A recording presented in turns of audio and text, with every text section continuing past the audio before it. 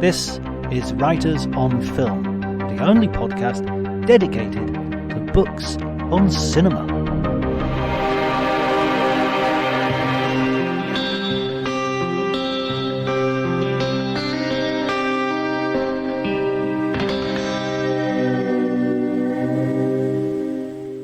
Hi everybody and welcome to Writers on Film. My name is John Bleasdale. I'm a writer and film critic, and today I'm going to be talking to George Stevens Jr., who is the author of My Place in the Sun, Life in the Golden Age of Hollywood and Washington. What, you say? Haven't we had this episode before? No. We did have an episode about him writing the book, and we did talk to George, but we wanted to talk to him one more time because the audio version of the book is out, and that is a great version to listen to if you haven't already read the book, because George has a very distinct voice, not only in terms of his writing but in terms of his voice. So it's great to listen to those stories directly from the author's mouth, so to speak. If you enjoy the episode, please remember to like, share, and do all those things I ask you to do every week. But before you do any of that, please enjoy the conversation.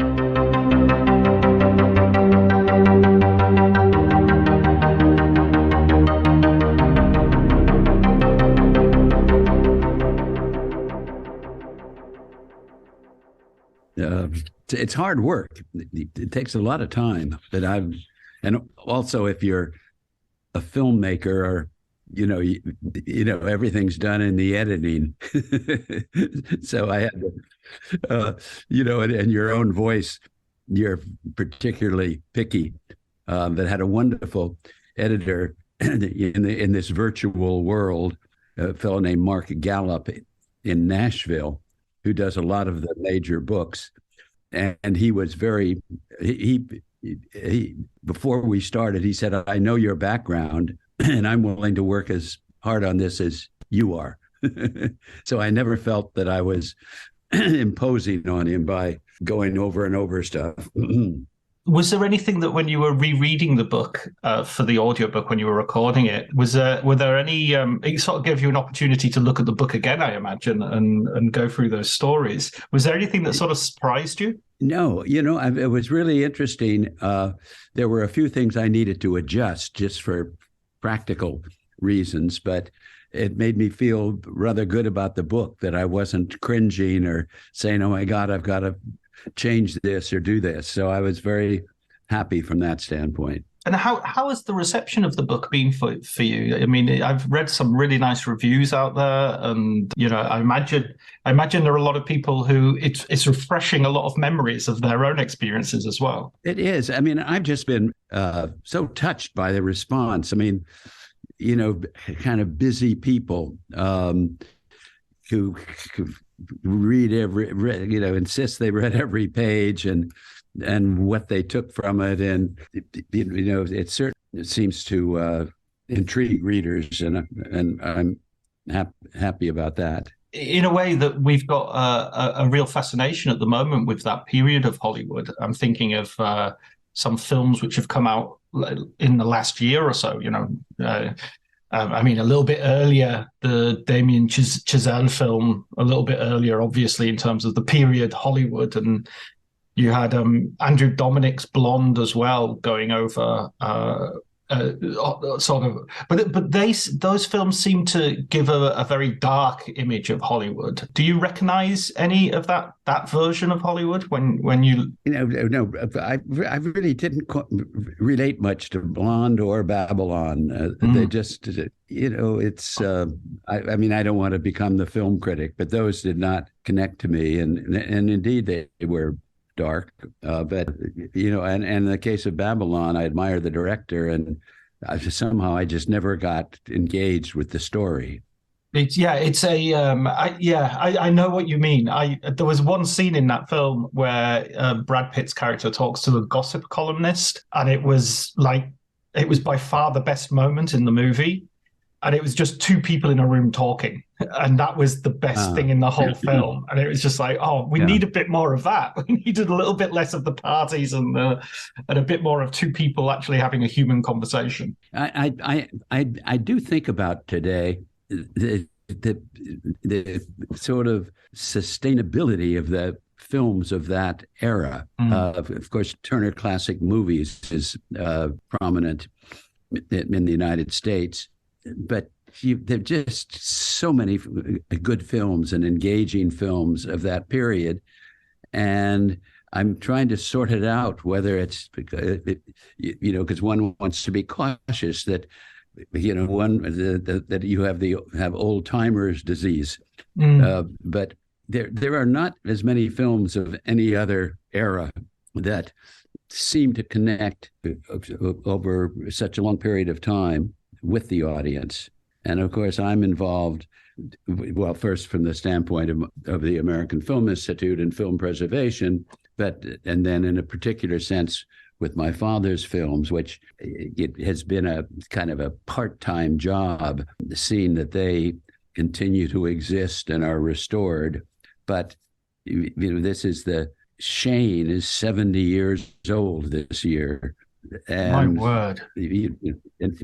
And people seem to be absorbed when they watch it. And last year, we did a restoration of Giant, and Steven Spielberg called me a year before that and said, your father's Giant is a masterpiece.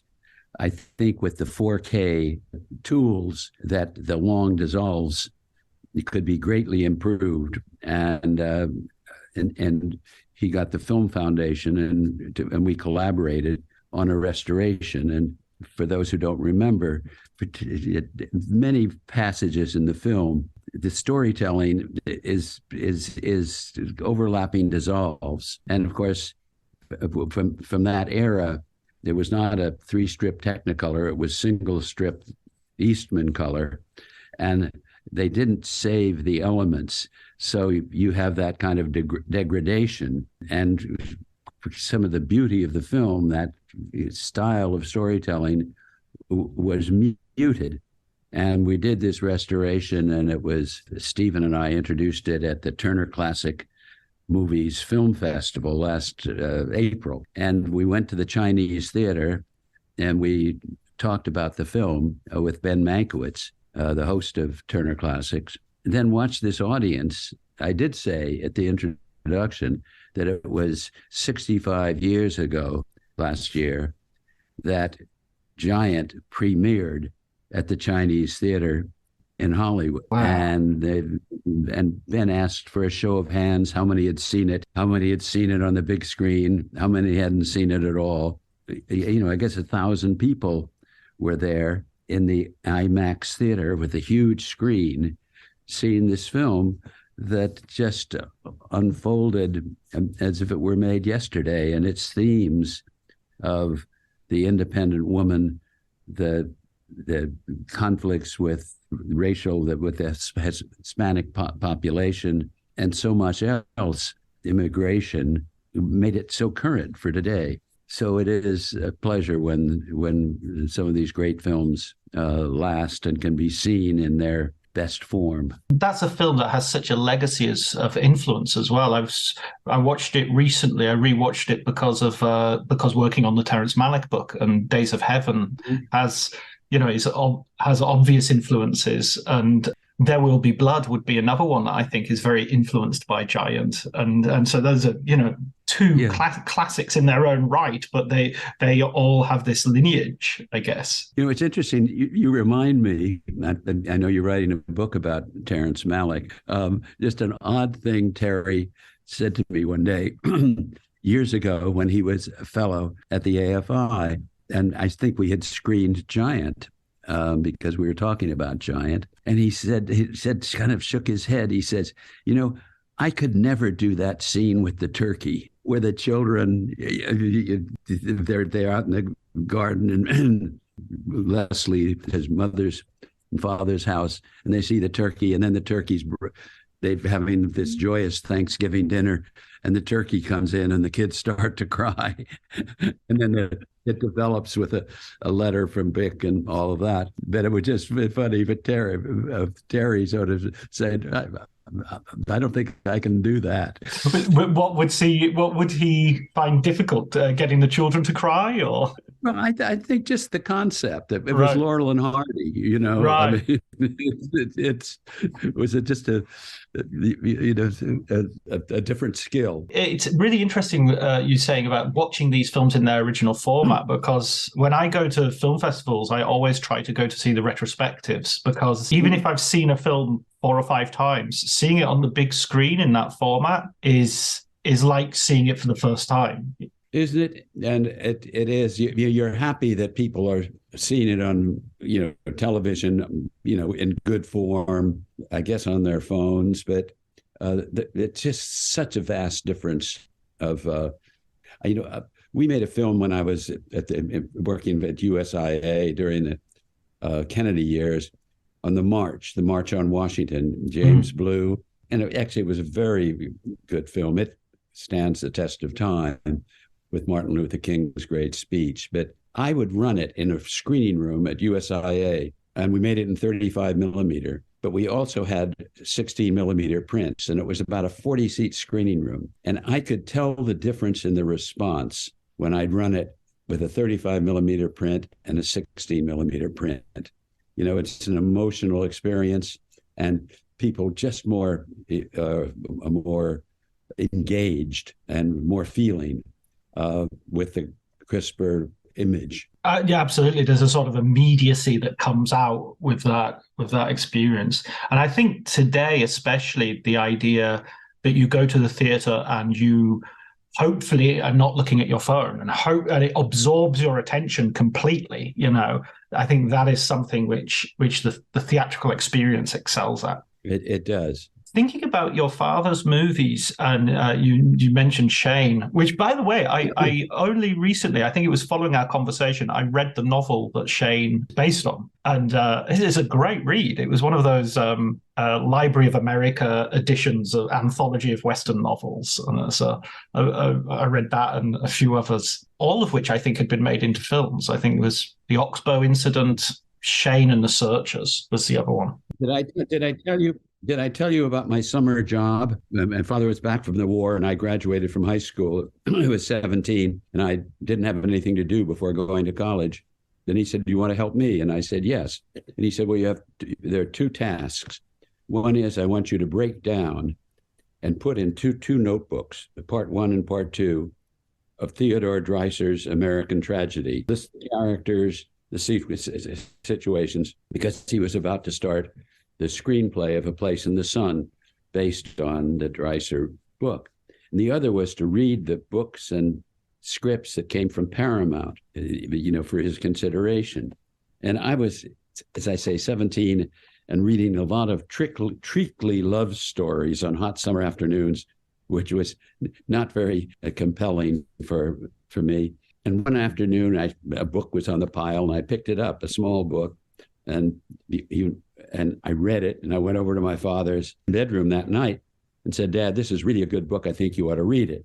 Well, but he said, "Why don't you tell me the story?" So I paced around his bedroom trying my best to tell him the story of Shane. And then the next summer, I had my first job working on the location of Shane in Wyoming.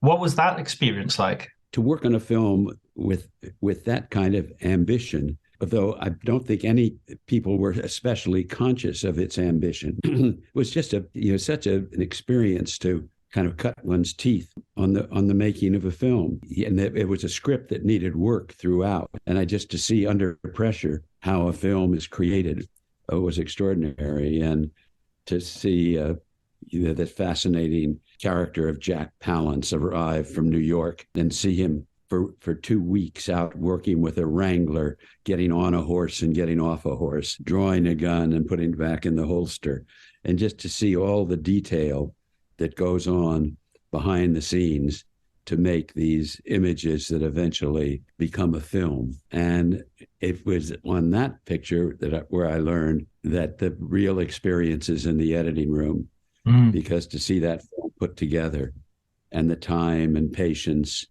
and the redoing and sharpening, that is really where so much of the storytelling takes place. It always strikes me as quite a surprisingly violent film as well. The violence is very, I think there's that scene where Palance kills one of the farmers, and he sort of flies through the air. And I don't think I'd ever seen that before in a film of that vintage. It was always that the person gets shot and he grabs his stomach and falls forward. And in that case, we actually spent an extra day because the street wasn't wet enough. And Dad had asked them to wet the street, and it wasn't. So we didn't work on Saturday and came back on Sunday to shoot that scene. And then by then, that street was a sloshy, muddy, so where Elisha Cook Jr.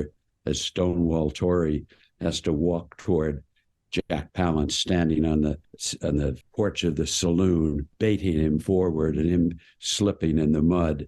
But they had taken him and put a vest around him and attached wires to it. And on the other end of the wires, when the scene was shot, were three grips, stagehands. And when he was shot, and they buried a mattress in the mud. And when he was shot by Jack Palance in cold blood, they pulled that thing and he flew back dead into the mud. It's such an amazing effect and so shocking. Sam Peckinpah referred to that as the scene that changed. He said that the Apaches used to get shot and get up and shoot again. And he said after Elisha Cook fell in the mud, there was a change in how people were put away on the screen. That's so interesting, because that's such again, that interesting line between, the classics cinema of your father's period and then going up into someone like Peckinpah, who's sort of considered a counter sort of a revolutionary figure in some ways, but you see that he has his inspiration in your dad's work. Interesting. Someone just sent me the current Sight and Sound, where Tony Kushner, our great American playwright and screenwriter of Lincoln, 3 Spielberg films, Munich, I believe, and The Fabelmans. But Tony is a great artist, and he picked the 3 films that most influenced him. William Wyler's The Heiress, Fellini's Amarcord, and Shane. And he speaks to the violence and the integrity of the film. My father referred to that shooting of Elisha Cook by Jack Palance. He said, for us, that is a Holocaust. And it was that his experience coming back from the war and having seen people shot, killed, and he was looking at movies and seeing them shoot and get up and shoot again, get shot and shoot again. And he wanted to express that idea of the gun and its violence. And again, how interesting it is that is a primary issue in our American society today, this unwillingness to recognize that it is a deadly weapon. We need some more films with integrity to address those issues. There are plenty out there, I'm sure. I'm not, as you say, we don't want to. I don't want to succumb to the old man's disease either. Yeah, exactly. There are some wonderful films out there. I mean, it's an impossible question, I know, but of your father's films, is there one that you have a particular? It's difficult to place one above the rest, but is there one that you have a particular fondness for? I guess fondness in different ways. Right. Gunga Din was the film I used to run on a 16 millimeter projector when I was 11 years old, and it's so resonant with me, and the comedy, and the wit of it, and also the humanity of it. That the beastie, the water bearer, wants to be a soldier, and he ends up with this wonderful funeral where the British commandant says, "You're a better man than I am, Gunga Din." I mean, I make it sound awful, but it's still a wonderful film, albeit a colonialist-based film. But Shane and Giant and A Place in the Sun, where that trilogy, I really can't single one out. And The Diary of Anne Frank, on which I worked with my father, and Swing Time with Fred and Ginger, perhaps the best, or at least Arlene Croce, the great critic, says it is the true Astaire Rogers picture. And so I'm not good at singling it out. And at the Turner Classic Festival this in April, Alexander Payne and I are introducing Penny Serenade with Cary Grant and Irene Dunn. And I just, again, look forward to seeing it with an audience on a big screen, because I bet hardly anybody alive today has seen it on the big screen. And those comedies with Cary Grant are so good to see with an audience, because they're still... I saw the Philadelphia Story in Liverpool at the Royal Philharmonic, and it's a huge theatre, usually used for concert halls, but they have a screen that comes up from the stage, an organist plays, and they show these old films once a month. And we saw it there, and it was a full house, so it's got to be at least 1,000 people. And it just... people crying with laughter, it absolutely works, still works to this day. Yeah, no, it is extraordinary. And I'll tell you your story. I went to the 1952 Academy Awards with my father, and we were sitting together, and Joseph Mankiewicz comes on the stage. He'd won the Oscar the year before for The Lady Eve, and he reads the nominations. John Huston for The African Queen, William Wyler for Detective Story, Vincent Minnelli for An American in Paris, Elia Kazan for A Streetcar Named Desire, and George Stevens for A Place in the Sun. Well, I wouldn't be telling you this story if John Huston had won.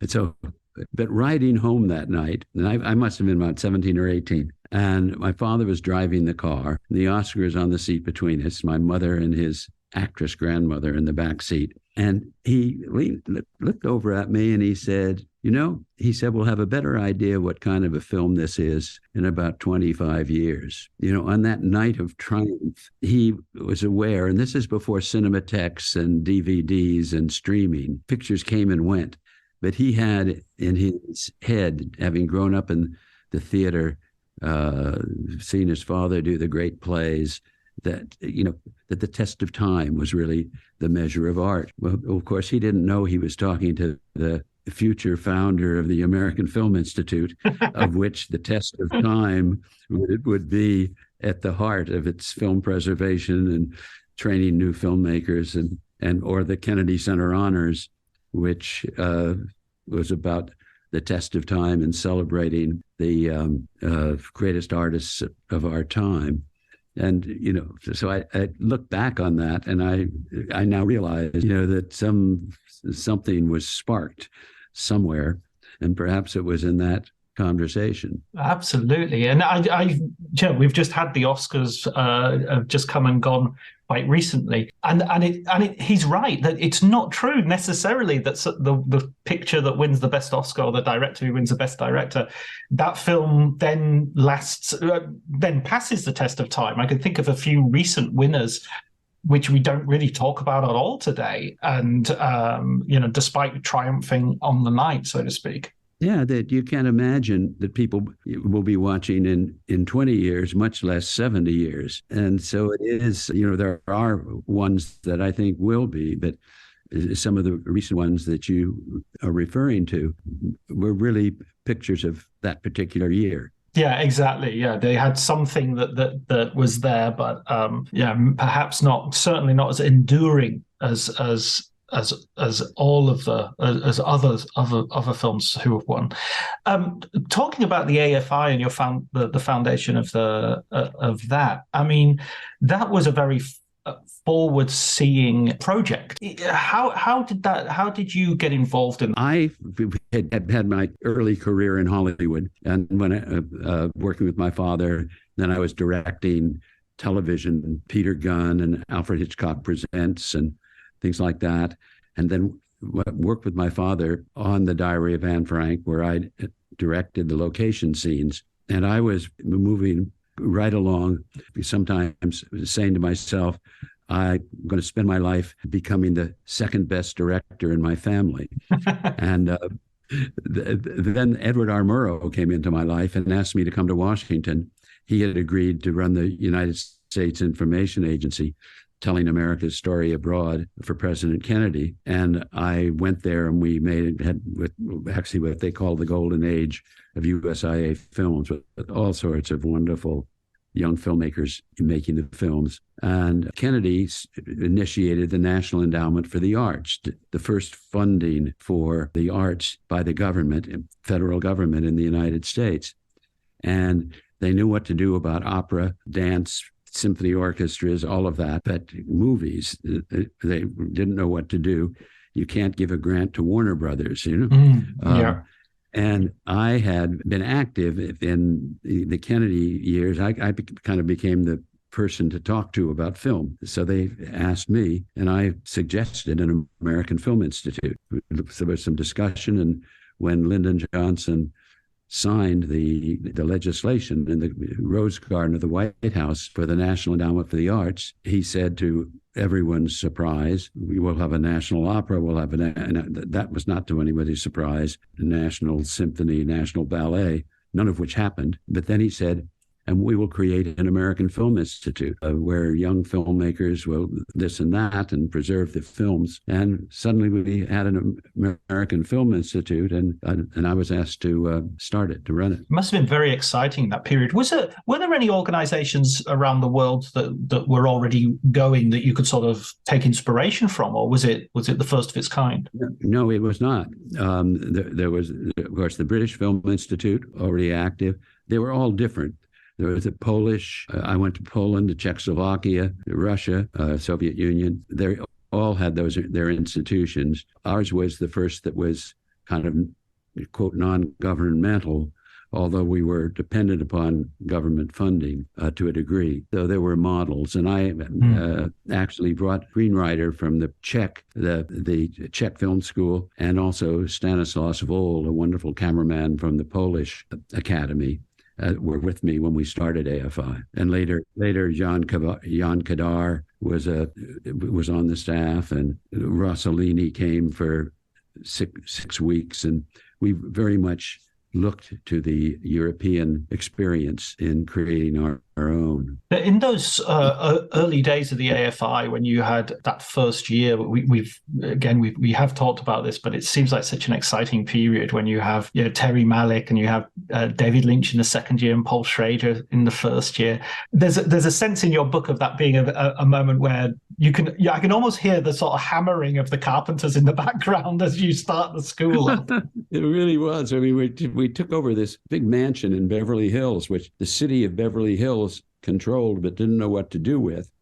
And they gave it to us for $1 a year. But then we went through a terrible fight with the city of Beverly Hills, because the neighbors in these very fancy houses around Greystone, which the mansion was called, were very nervous about having a bunch of film students. And I had to admit that sort of at least 30% of our fellows, as we call them, bore a passing resemblance to Che Guevara. These bearded young people kind of coming up to the gates of this mansion made them nervous, but we worked it out. And it was an interesting one day, a great time at AFI. I mean, that's wonderful theater. We called it the Great Hall. I mean, it's probably 80 seats, but great projection. And we'd have guests. And Fellini came. And Fellini had just made Satyricon.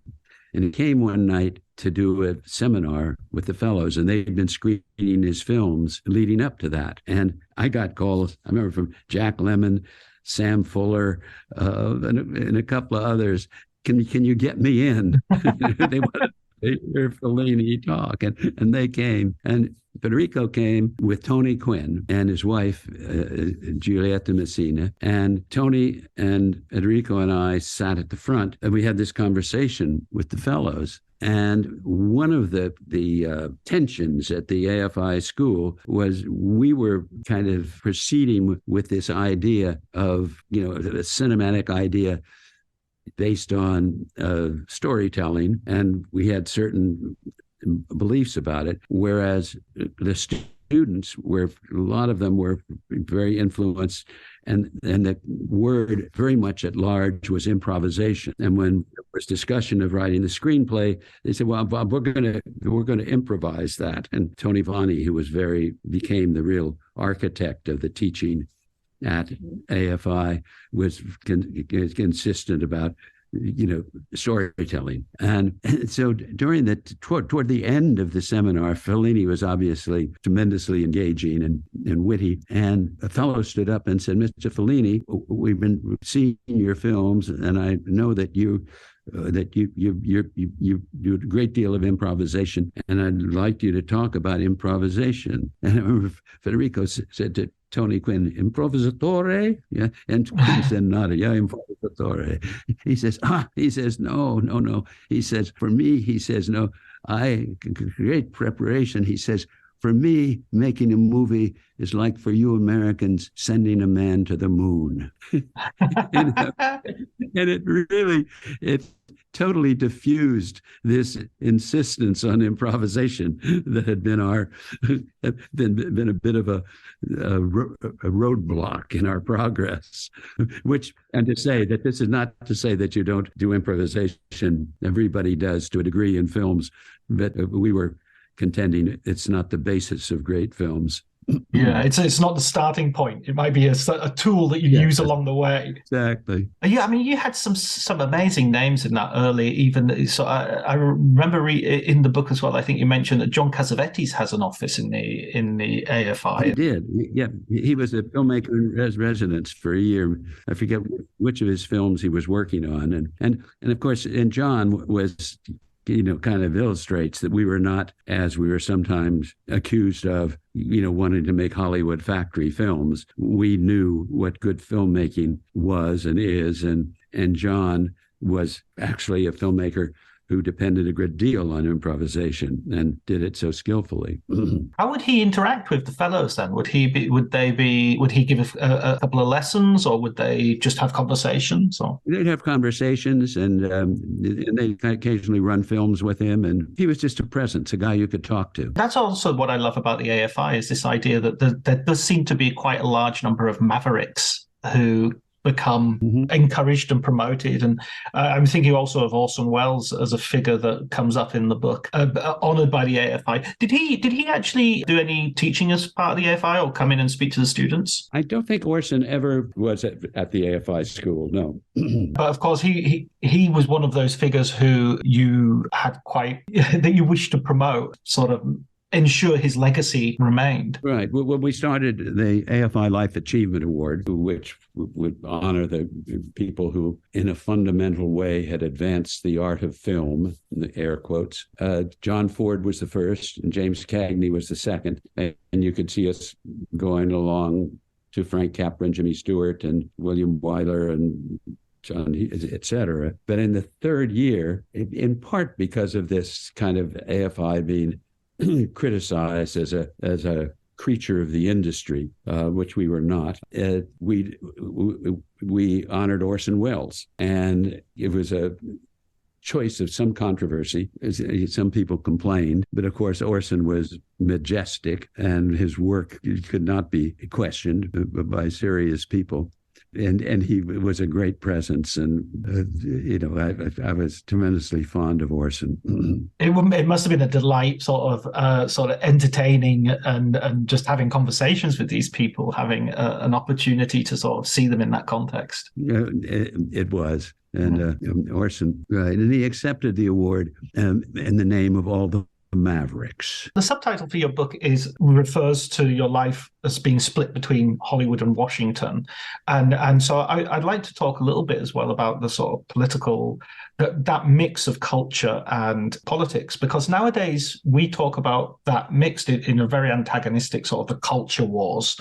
Is the phrase that you hear bandied around. Do you think there's a way back to a more constructive conversation? I do. But I don't see it on the near horizon. Right. As you point out, I've been involved in movies and politics. I was 29 when I went to work for Murrow and Kennedy. And so I've been, kind of close to politics through many presidencies. All during that period, I never questioned, we had Watergate, we had the Vietnam War that went on and on. That I never questioned whether our democratic system was going to continue as it was.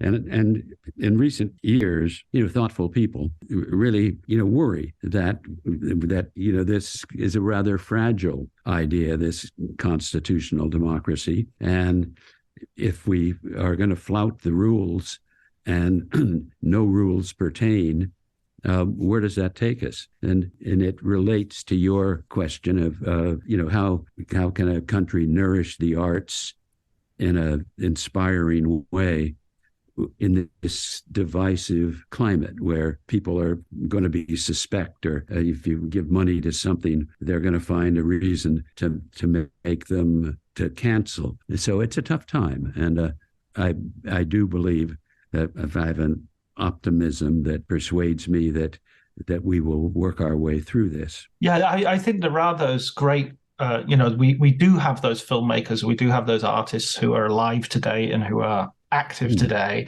And, it reminds me of W.H. Auden's, 1939, September 9, little glimmers of light, across the darkness. And of course, that was that was definitely a very dark time in human history. So if Auden can find glimmers of light, I'm sure we can too. Well, it's interesting. I'm not at a stage where I can talk about it specifically, but my project I'm working on now has to do with the telling of a great story of how, not the subject of how the American government came to the rescue, that not in a propagandistic way, but it happens to involve fascinating characters.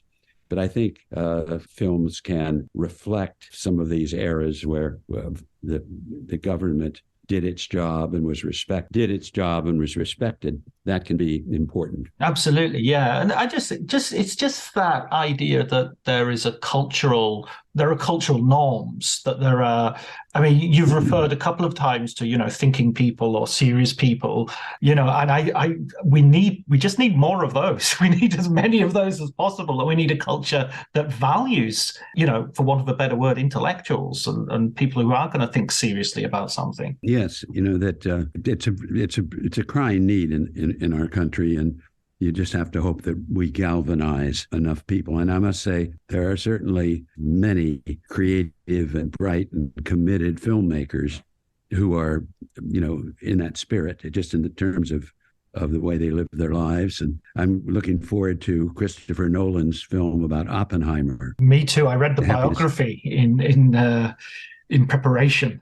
Yes, something, because when he turns his attention to something, he generally comes through with something of great worth. Absolutely. And he's, of course, someone who's very much working in the medium of film as resisting the onslaught of digital and sort of keeping the faith with film as celluloid. Yes, and with themes that are adult themes rather than Marvel Comics themes. You mentioned Tony Kushner earlier, but The Fabelmans, which was released recently, I'm sure that's a film that you've had an opportunity to see. Yes, and I think it's a lovely film, and particularly enjoyed David Lynch as John Ford at the end. But I was going to ask, because you've met both of them, so how close was he? How was his? It was really quite astonishing that he captured that sense of John Ford. No, it was a wonderful idea of Stevens, and of course, just a wonderful collaboration. Well, David Lynch would have met John Ford as well, because in the AFI, didn't Ford come in and do and give a few talks? He did. I'm trying to. Yeah, he was there when David was there. Yes, it just shows that it's like when you were saying earlier about Alexander Payne presenting the film with you later on in April. Just these, the connections between all these filmmakers that continues. Yes, and I kind of value that, just to connect with that next generation down, or two, in the case of Alexander. I'm also Todd Field, who I think did such a brilliant job with Tar. He's an AFI graduate, and I enjoy being connected with this younger generation, which is an antidote to old timers' disease. I'm on the board of AFI. I have been now for over 50 years since the beginning, and I respect Bob Ghazali, who's the president of AFI, and in fact, we talk about things, and we're talking about a new to consolidate and make accessible all of the information that AFI has in its archives, which is not right now as available as it should be. One in particular that I know you'll never be able to give me, but I so much want to see Terry Malick's first film, Lantern Mills, because the full title was, and I don't know why, but those things stick in your brain. Lantern Mills, Cincinnatus Heiner of the West. I have no idea what the subtitle was meant, but I just remember that's how it was always listed on our production sheets. Yeah, I've not been able to get a hold of a copy, or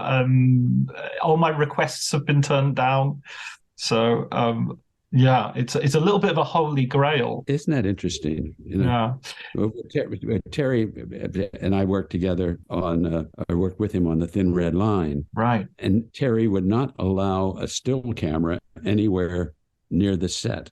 And there was one picture of Terry that was approved for use. So he has a sense of his own personal identity that he exercises strenuously. Having written this wonderful memoir, is there a feeling as well of that you'd like to write something else in this vein, some sort of maybe a closer look at something? No, I think that I've done it. I'm very happy with what I've written. It's one of the byproducts of it for me is that I've been able to have these discussions and an opportunity to hear from readers, to talk about things and interests, to expand on. And in writing the book, I now look back on it. And one thing that comes to mind is that I had, and my wife Liz, we ended up, by virtue of me being the founder of the American Film Institute, having a life in Hollywood and having a life in Washington, and the Kennedy Center Honors, we honored 198 of the greatest artists of our time,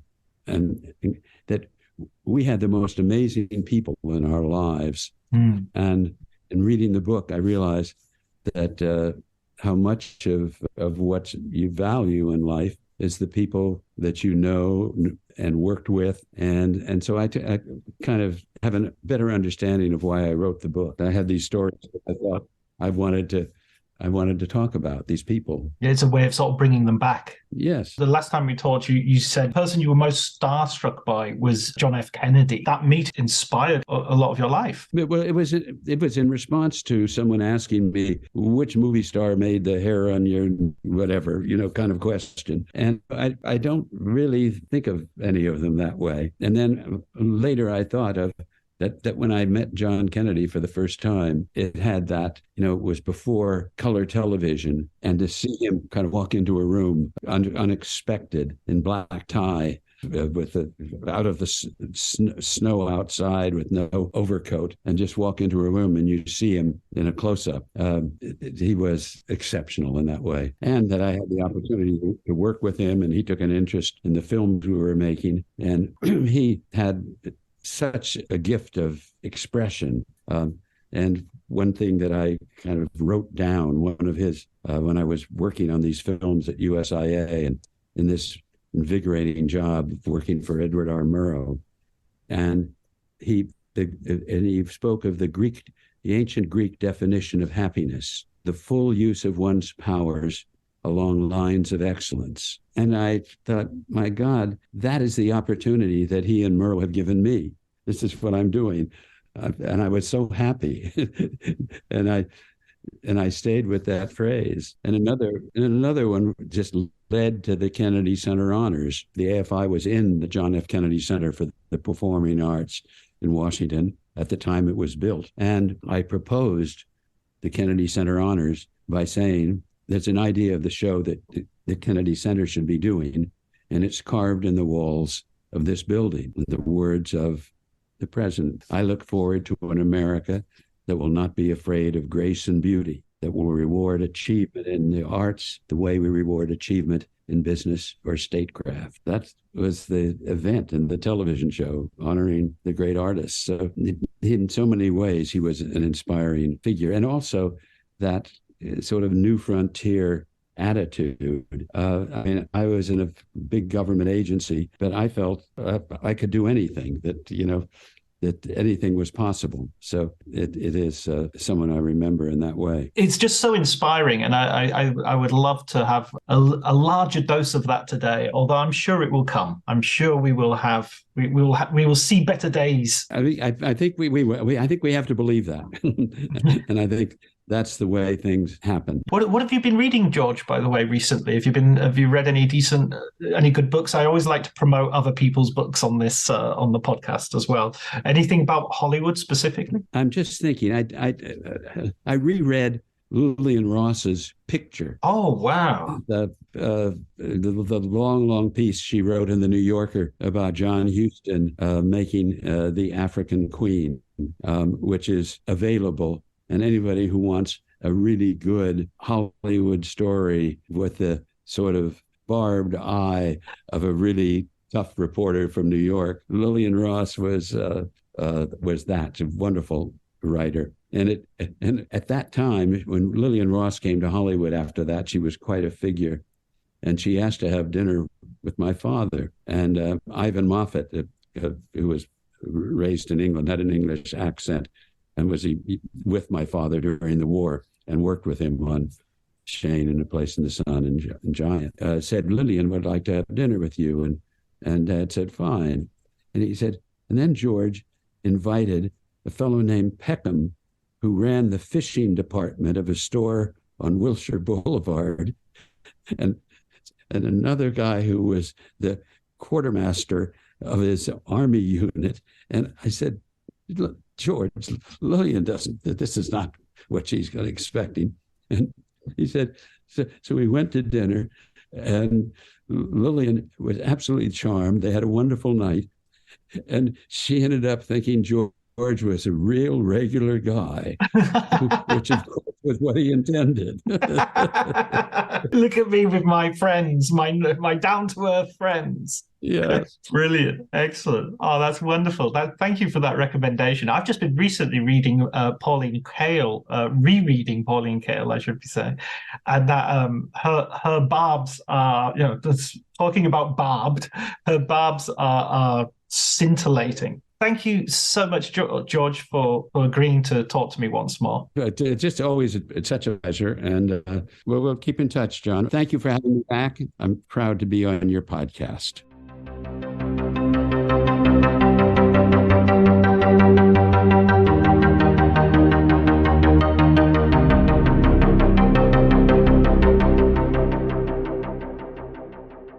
So that was my conversation with George. I had a great time talking to him. It's a huge privilege to talk to someone who has met and dealt with so many people from the history of Hollywood, so many people in the present day Hollywood as well, as you can hear, and somebody who's just got so many interesting things to say. A wonderful, wonderful guy, and someone who's very generous in supporting this podcast, and so. If you haven't already, you definitely need to pick up a copy of his book, My Place in the Sun, Life in the Golden Age of Hollywood and Washington, which is now also available as an audiobook. So you like podcasts, you'll love audiobooks. It's obvious, isn't it, right? Next week is going to be our 100th episode, and it might come out a little bit later. We're trying to get dates and everything organized, but hopefully it will be a guest worthy of our 100th episode. I'm sure it will. Any guest would be worthy of our 100th episode because all our guests are great. So there you go. I'm not going to do anything special, but it is going to be the 100th episode. So maybe you want to, I don't know, buy me a present or blow out candles or make a cake or something of that kind. Excellent. So until then, until next week, take care.